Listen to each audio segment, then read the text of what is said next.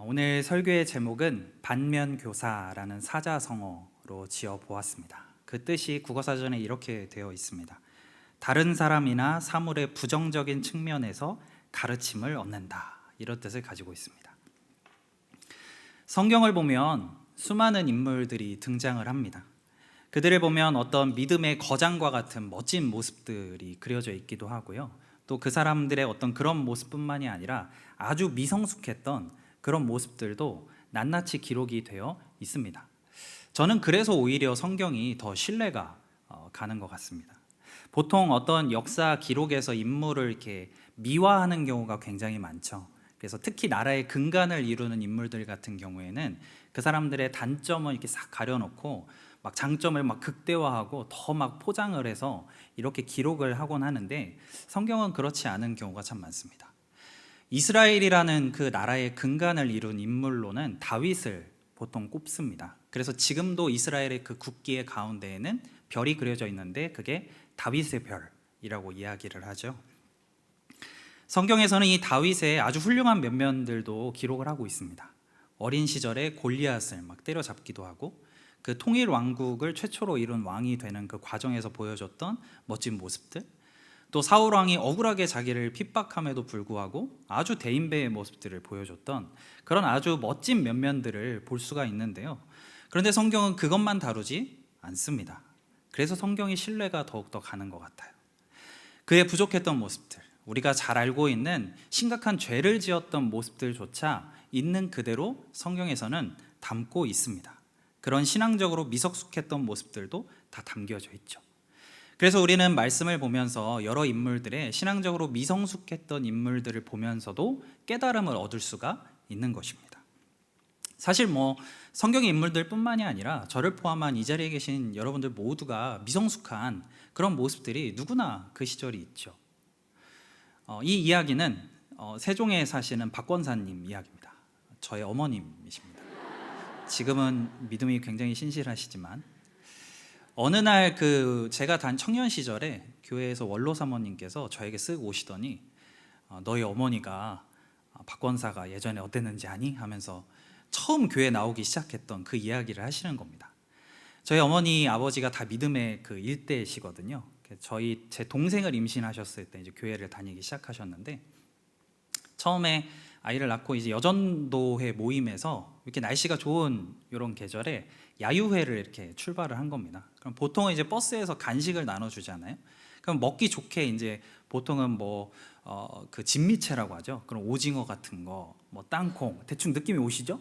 이런 것들을 딱 나눠주니까 저희 어머니가 너무 아무렇지 않게 그걸 딱 받고 나서, 아니 안주는 있는데 왜 없냐, 이렇게 너무 자연스럽게 물으셔서 사모님이 굉장히 당황하셨다는 그런 얘기를 해주셨습니다.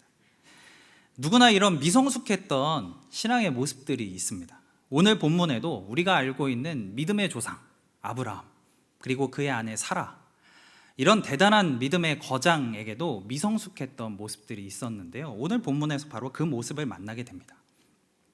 오늘 본문인 16장에서는 아직 이름이 바뀌기 전이긴 합니다. 원래 아브람 그리고 사레 이렇게 되어 있는데, 우리가 통상적으로 이해하기 쉽게 오늘 말씀을 나눌 때는 아브라함, 사라 이렇게 나누도록 하겠습니다. 이 두 부부의 이 미성숙했던 그 모습을 보면서 이걸 반면교사 삼아서 약속의 성취를 이루기 위해서, 그걸 경험하기 위해서 우리가 기억해야 할 두 가지를 좀 나누려고 합니다. 첫 번째는 한번 따라해 보겠습니다. 하나님 앞에서 기다림으로 성취된다. 첫 번째는 하나님 앞에서 기다림으로 성취된다는 것입니다. 아브라함이 약속을 받았습니다. 하나님께서 친히 그를 밖으로 데리고 나가셔서 시청각 교육을 시켜주신 거죠. 밤하늘을 쫙 보여주시고 무수히 많은 별들을 딱 보게 하시면서 앞으로 너의 자손이, 너의 후손이 이렇게 셀 수 없을 만큼 많을 거야, 이런 엄청난 약속을 주십니다. 이 약속은 그냥 단순히 자녀를 막 순풍순풍 낳을 거야 막 이런 단순한 약속이 아니고, 너희 대를, 너희 후손들을 이와 같이 많게 하셔서 너희 후손 가운데 오실 메시아, 그리고 그를 통해서 너의 그 후손들을 통해서 온 인류를 구원하실 그런 계획을 선포하신 어떤 메시아적인 선언이고 약속이셨습니다. 이 위대한 약속을 받고 오늘 본문을 보면 10년이라는 세월이 지나갔습니다. 그럼 우리가 좀 상식적으로 생각해 볼 때 이 셀 수 없을 만큼 많다고 했으면 10년이라는 시간 동안에 적어도 한 두세 명은 좀 주셔야 이게 납득이 되는 상황일 텐데, 잘 아는 것처럼 아브라함과 사라의 나이가 결코 적은 나이도 아니었습니다.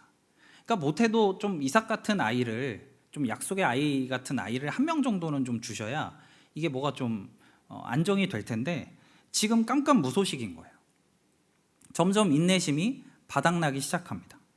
그리고 자기들이 받았던 이런 약속이 헛것같이 이제 느껴지기 시작하는 겁니다. 급기야 사라는 자기 자신에 대해서 2절 앞부분에서 이렇게 이야기하는데요. 제가 한번 읽어드리겠습니다. 사레가 아브라함에게 이르되 여호와께서 내 출산을 허락하지 아니하셨으니. 쉽게 말하면 나는 이제 끝났어요. 이렇게 사라가 자기 자신에 대해서 정의를 내리고 있는 것입니다. 하나님이 나의 출산도 다 끊으셨고 나는 이제 틀렸어 라고 스스로를 그냥 정의내어 버리죠. 그러나 하나님이 끝났다고 하셨나요? 아닙니다. 우리는 그래서 기억해야 합니다. 하나님이 끝났다고 하시기 전까지는 절대로 끝이 아니라는 사실입니다. 그러면 약속은 받았는데 뭔가 이루어지지 않고 다 뭔가 끝난 것 같은 그런 어떤 공백기와 같은 상황 속에서 우리는 무엇을 기억해야 할까요? 방금 나눴던 것처럼 하나님의 약속은 하나님 앞에서 기다림으로 성취된다는 사실을 기억하고 살아가야 합니다. 나의 생각으로 나를 바라보는 것이 아니라 하나님께서 우리에게 주신 약속으로 나 자신을 바라봐야 합니다.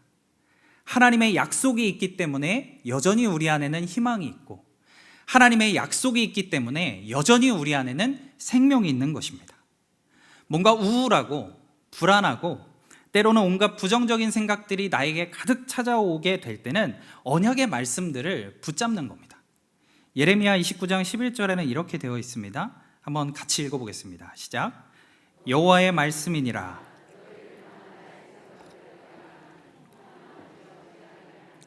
너희에게 미래와 희망을 주는 것이니라. 아멘. 이렇게 이 약속의 말씀을 붙잡고 우울하게 만들고 불안하게 만드는 모든 부정적인 것들은 예수님의 이름으로 명하노니 떠나갈지어다. 이 약속의 말씀을 붙잡고 선포를 하는 것입니다. 내 생각으로, 남이 나를 향해서 평가하는 그런 판단으로 나를 보는 게 아니라 하나님의 언약으로 나를 봐야 한다는 것이죠. 그러면 이 기다림의 시간 동안에 초조해지지 않습니다. 사라는 이 언약을 포기하고 자기 생각으로 자기를 봤어요. 이 언약을 잊어버리고, 그리고 나는 끝났다 생각하니까 더더욱 이제 초조해지기 시작했습니다. 우리가 말씀에서는 이 부분을 다 다루고 넘어가지는 않지만 사라는 출산하지 못했다 하고 그 10년간의 시간을 그냥 지나가고 기록을 하고 있는데요. 한번 상상을 해보면 이 10년이라는 시간 동안에 그 조급한 마음에 사라가 아브라함을 얼마나 이렇게 들들들 이거 어떻게 된 거냐, 당신 꿈꾸는 거 아닙니까? 뭐 이런, 어떻게 약속을 받았는데 아무 일도 우리 가정에 일어나지 않습니까? 아마 이런 이야기들을 하지 않았을까 싶습니다. 왜냐하면 이 사라가 하갈과 이제 문제가 생겼어요. 그 문제가 생기고 나자 하는 말이 이렇습니다. 5절입니다. 사레가 아브라함에게 이르되 내가 받은 모욕은 당신이 받아야 옳도다. 내가 나의 여종을 당신의 품에 두었거늘 그가 자기의 임신함을 알고 나를 멸시하니 당신과 나 사이에 여호와께서 판단하시기를 원하노라. 이게 뭔가 좀 남자가 텍스트로 읽으니까 뭐가 이렇게 와닿질 않는데요. 이게 굉장히 막 무섭고 막 앙칼지게 막 이렇게 막 쏘아붙이는, 제가 어떻게 그걸 흉내를 못 내겠어요. 근데 그런 느낌으로 우리가 이거를 읽어야 됩니다. 그러니까 뭔가 한두 번 해본 솜씨가 아닌 것 같은 굉장히 자연스러운 쏘아붙임, 이게 이제 요 5절에서 지금 사라가 하고 있는 말들인데요. 그러니까 지난 10년간 아이가 안 생겼을 때 이 아브라함한테 대고 얼마나 이런저런 말들을 했을까, 이런 거를 합리적으로 좀 유추해 볼 수가 있습니다. 그래서 그런지 몰라도 이 아브라함도요 덩달아서 초조하고 지쳤던 것 같아요. 그래서 사라가 이 하갈에게 들어가서 동침해라라고 제안을 했을 때 어떤 일말의 고민도 없습니다. 그냥 사라가 얘기하니까 그냥 가요.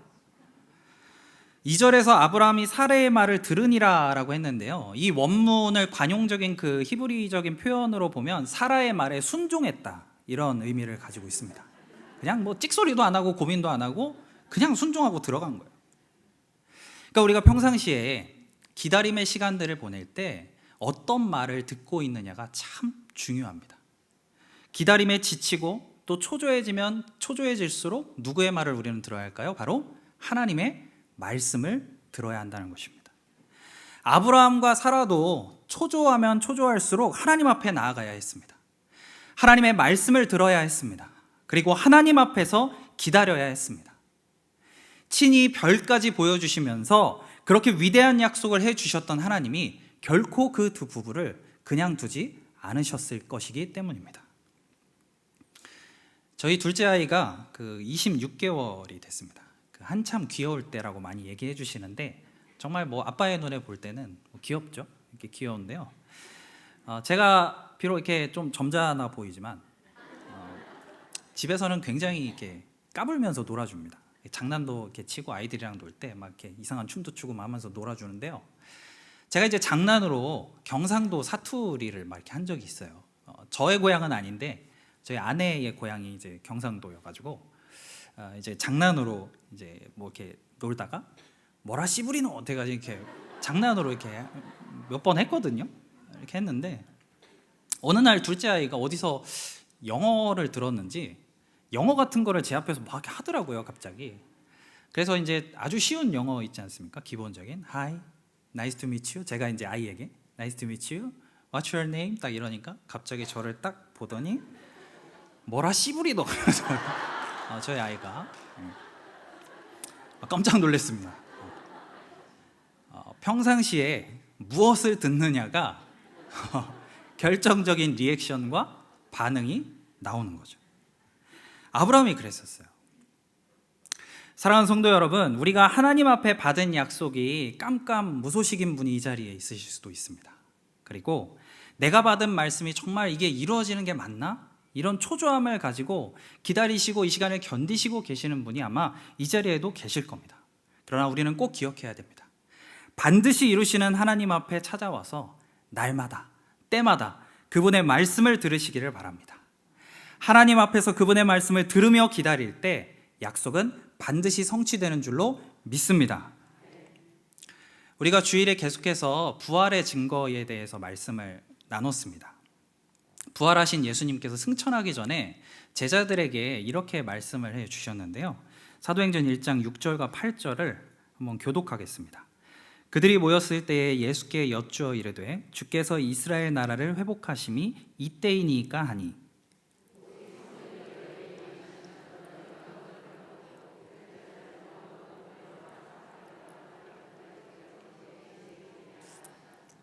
아멘. 제자들이 궁금했던 겁니다. 이 이스라엘의 회복, 예수님께서 말씀하셨던 약속, 이거 언제 이루어집니까? 그러자 결론은 예수님이 기다려라 말씀하신 거예요. 기다려라. 너희들이 고대하고 약속으로 받은 그 회복은 성령을 기다림으로 이루어진다라고 말씀하신 거죠. 그래서 위대한 신학자인 칼빈은 신앙의 정점은 기다림이다라고 말했습니다. 신앙의 정점은 기다림이다. 사랑하는 여러분, 약속의 성취는 하나님 앞에서 기다림으로 성취되게 된다는 사실을 믿으시기를 바랍니다. 이게 반면교사 삼아서 배우는 첫 번째였고요. 그리고 약속의 성취가 이루어지기 위해서 기억해야 할 두 번째는 한번 따라해 보겠습니다. 하나님의 방법으로 성취된다. 네, 하나님의 방법으로 성취된다는 것입니다. 2절 말씀을 한 번 더 전체를 다 읽어보도록 하겠습니다. 시작. 사레가 아브라함에게 이르되 여호와께서 내 출산을 허락하지 아니하셨으니 원하건대 내 여종에게 들어가라. 내가 혹 그로 말미암아 자녀를 얻을까 하노라 하매 아브라함이 사레의 말을 당시에 자녀가 생기지 않을 때 여종 중에 한 명을 대리모로 삼아서 자녀를 낳고 그 자녀를 자기 가정에 후손으로 드리는 것은 아주 자연스러운 문화였습니다. 오히려 이 본처였던 사라가 가지고 있는 그녀의 권리이자 또 가문을 계속 이어나가기 위해서 본처로서 해야 할 의무와도 같았습니다. 그러나 하나님의 약속은 이런 세상적인 방법으로 성취되는 게 아니라는 거예요. 하나님의 약속은 하나님의 방법으로 성취됨을 우리는 기억해야 한다는 것입니다. 약속을 받고도 10년 동안 자녀 소식이 없었습니다. 그러자 사라는 인간적인 방법을 사용합니다. 방금 말씀드렸던 것처럼 이 방법이 부정적인 방법도 아닙니다. 그 고대 사회에서 아주 자연스러운 풍습이었습니다. 문제는 이 아브라함의 가문에 있어서는 하나님이 그 방법을 원하시지 않으셨다는 것입니다. 왜 뭐로 가도 서울로 가면 된다, 이런 속담이 있죠. 그러니까 뭔가 과정이 어떻든지 간에 결과만 잘 나오면 된다, 이런 뜻을 가진 속담인데요. 사실 이 말은 전혀 성경적인 말이 아닙니다. 그리스도인은 과정 또한 하나님의 방법을, 하나님의 식을 따라야 한다는 것이죠. 개로 가도 도로 가도 그렇게 느리고 뒤처지고 더디 간다 하더라도 하나님의 방법으로 정도를 걸어서 서울까지 도착하는 게 하나님께서 우리에게 바라시는 방법이라는 것입니다. 가끔 어떤 교회에서는 막 부흥을 위해서는 막 물불 가리지 않는다, 막 이런 문구를 막 이렇게 이야기하시기도 합니다.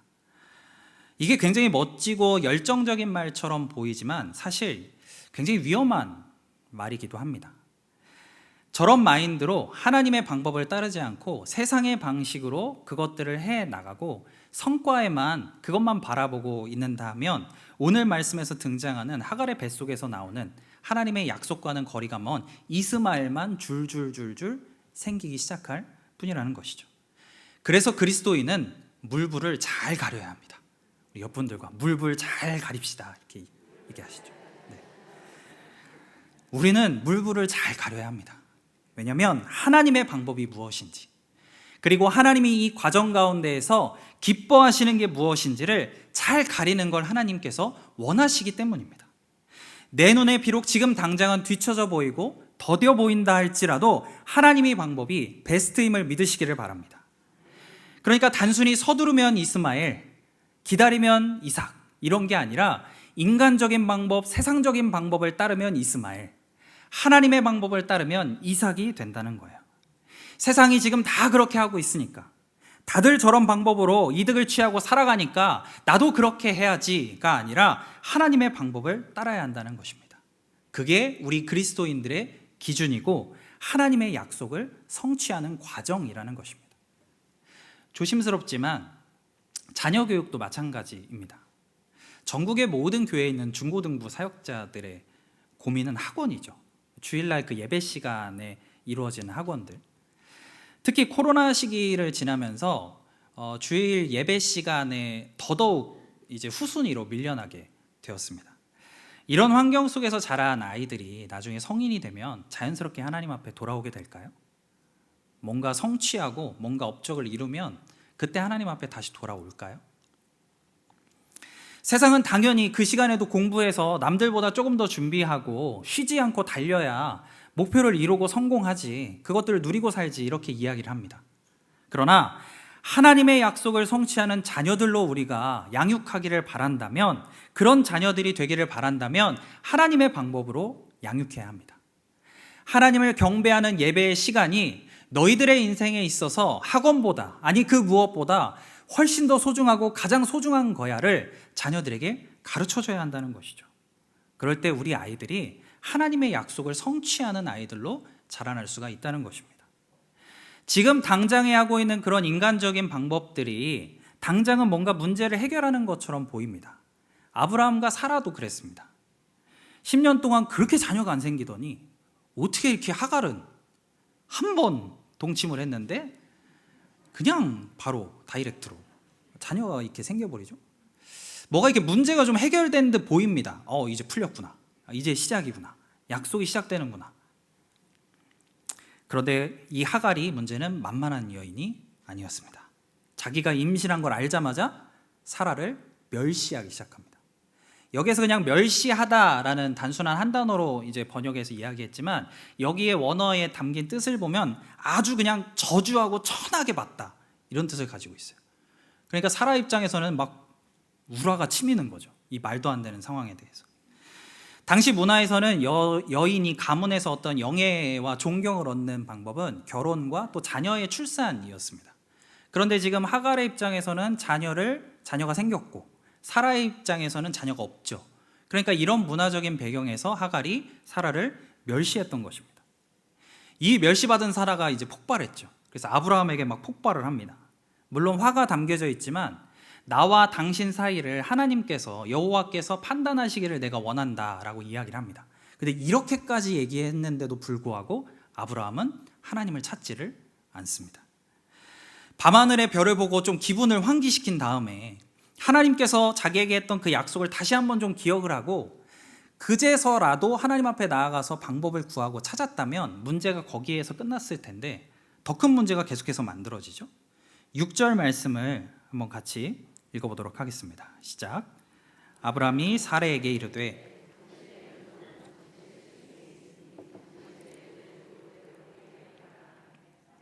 하갈을 학대하였더니 하갈이 사레 앞에서 당신의 눈에 좋을 대로 그에게 행하라. 이거 어디서 많이 들어본 뉘앙스의 말이죠.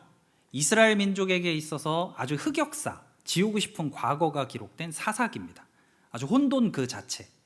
그 사사기의 마지막에 말씀을 이렇게 마무리합니다. 그때 이스라엘의 왕이 없으므로 사람이 각기 자기의 소견에 옳은 대로 행하였더라.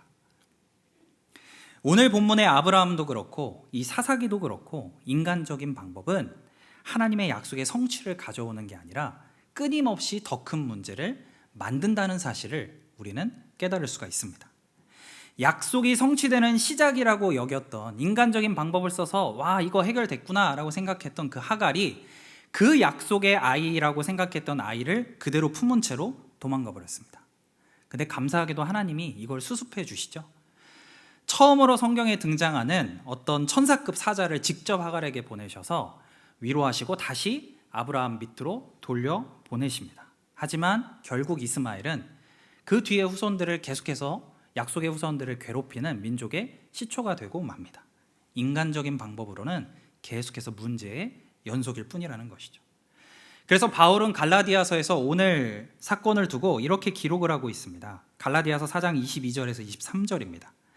기록된 바 아브라함에게 두 아들이 있으니 하나는 여종에게서 하나는 자유 있는 여자에게서 났다 하였으며 여종에게서는 육체를 따라 낳고 자유 있는 여자에게서는 약속으로 말미암았느니라. 육체, 즉 세상적인 방법을 따라 사느냐, 약속, 즉 하나님의 방법을 따라 사느냐, 이걸 가지고 이스마엘과 이삭을 이야기한 것이죠. 세상적인 방법, 내가 생각하는 방법이 당장은 효율적이어 보이지만 하나님께서는 세상 끝까지를 이미 보고 계신 분이십니다. 비교 불가한 지금 나의 상황과 나의 처지에 맞는 가장 최선의 방법을 하나님께서는 알고 계시다는 것이죠. 그래서 우리는 늘 하나님의 방법을 선택해야 합니다. 혹시 바둑을 좋아하시는지 모르겠습니다. 저도 바둑을 둘 줄은 모르고 바둑알로 해본 거라고는 오목이나 알까기 같은 것만 해봤는데 이 바둑 구단이 보통 50수를 앞서 본다고 하더라고요. 그 50수를 계산하고 그 한 점을 딱 두는 겁니다. 하나님께서는 우리 인생의 50수 정도가 아니라 처음과 끝을 이미 다 보고 계신 분이 바로 우리 하나님이십니다. 그래서 하나님의 방법이 늘 베스트라는 거예요. 하나님께서 우리에게 하시는 말씀, 약속, 그리고 그분을 인생의 최우선으로 드는 결정이 늘 베스트임을 믿으시기를 바랍니다. 우리가 하나님의 방법을 선택하며 나아갈 때 이스마엘이 아니라 이삭이라는 그 약속의 성취를 경험하게 됩니다. 아직은 미성숙했던 우리 아브라함과 사라의 모습을 보면서 약속의 성취를 위한 교훈을 나눴습니다. 첫 번째는 하나님 앞에서 기다림으로 성취된다라는 것이었고요. 두 번째는 하나님의 방법으로 성취된다라는 것이었습니다. 사랑하는 성도 여러분, 하나님 앞에서 그분의 말씀을 들으시며 잘 기다리시기를 바랍니다. 늘 하나님의 방법을 선택하심으로 저와 여러분의 삶 속에 약속하신 그 하나님의 위대하신 약속, 거룩하신 약속을 성취하며 살아가는 저와 여러분이 되시기를 예수님의 이름으로 축복합니다. 반드시 약속대로 될 줄로 믿습니다. 말씀대로 성취될 줄로 믿습니다.